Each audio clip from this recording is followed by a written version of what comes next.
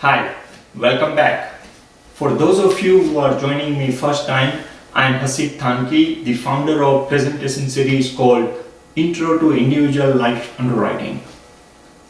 Today, let's focus on diabetes. Diabetes used to be considered as a coronary risk factors, but now diabetes is considered as a heart disease. Diabetes is like a slow poison. One may have it, but one may not be aware of it. They call borderline pre-diabetic. If I pick up a stone and hit hard throw at the glass of a window, what happens? The glass will break, and the once broken, we can have a pre-broken glass versus post-broken glass. There is a difference, although the glass is same. Just like that, once diagnosed with diabetes, the person remains same, but still there is a difference and can never be restored. Diabetes can never be completely removed from your body. That's how the anatomy and physiology works. But with excellent treatment, compliance, follow-up, one can have a longevity, and there is no direct correlation. And we will get into the mortality implications because there are many ifs and buts. But just to make a point, I will not go into all the anatomy and physiology, but there are few aspects that I want you to pay close attention to as you review the life application and or as you read the medical records. So two things to keep in mind. As we know, our pancreas releases the insulin that is needed. So there could be either insulin deficiency or there could be insulin resistance, or it could be both. So it boils down to demand and supply in our body. You may see juvenile, typically prior to age 30, and adult onset diabetes, that is typically after age 30. Literatures are out there, talk about type 1, type 2, and that is more preferred compared to what used to be known as insulin dependent diabetes or non-insulin dependent diabetes. Because you may have someone who may have adult onset, but yet from time to time he or she may require insulin to be injected in addition to oral medications. So the current trend is to say like type 1 and type 2, and that's the right way to put it. What you want to do is watch out for the actual diagnosis in the APS as you read. And let me take a pause here and just as a sidebar share with you that be aware of what we call gestational diabetes. So when a lady is pregnant, she may be diabetic, but after the delivery, she turns more than likely, she may be able to be back to normal blood and sugar level, and that means that then there is no extra mortality. But while during pregnancy, industry-wide, we try to postpone, wait and watch. So that is something which I believe you all are aware of. So let's just move on.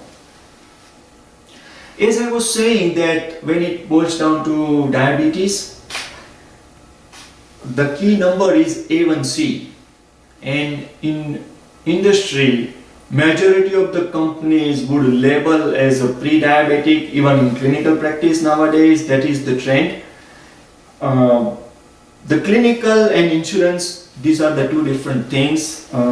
If time permit, in a separate session we will address those aspects.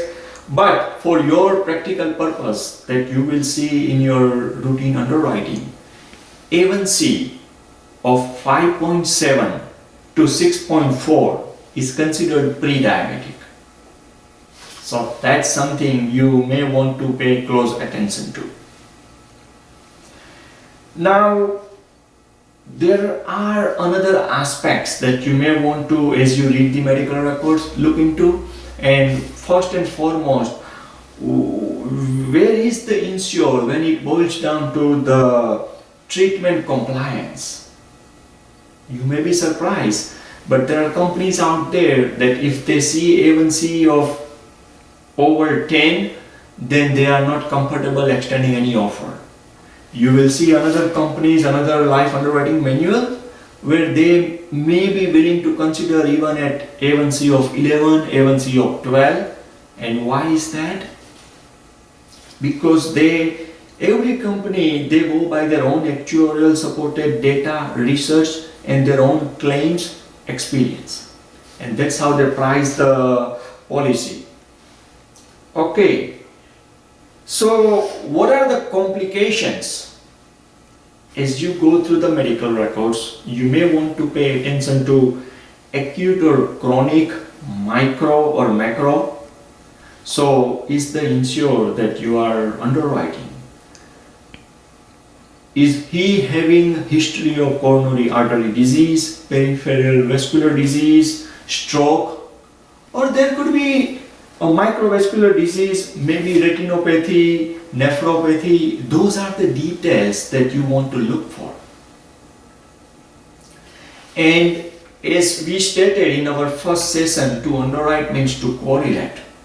So as you are underwriting for keeping focus of diabetes while reading the medical records, likewise pay attention to what are the other risk factors. Now these risk factors could be obesity, smoker, non-smoker, tobacco usage, hypertension, lipid profile, hyperlipidemia. So those are the things that you want to pay attention to. And also remember that not only these risk factors would add up the mortality, but beyond that there could be a combo diabetes, and combo diabetes may require you unfortunately to decline the case. So pay close attention to all these risk factors as well as the additional combo diabetes to arrive at your company specifics and your company guidelines. Generally, the A1C, the micro-LBU, the protein in the urine, those are the biggies when it comes to reviewing the case for diabetes.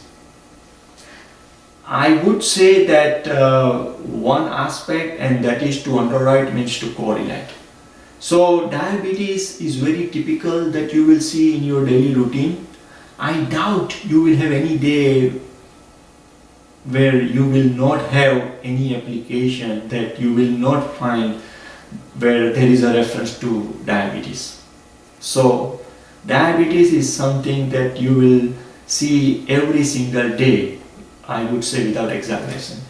So I am not going into the anatomy physiology part of this, but these are the aspects that you may want to consider, jot down, make a note of it as you review the application and or the medical records. With that, I will stop here and we will move on to another topic on medical underwriting. Until then, bye now, take care.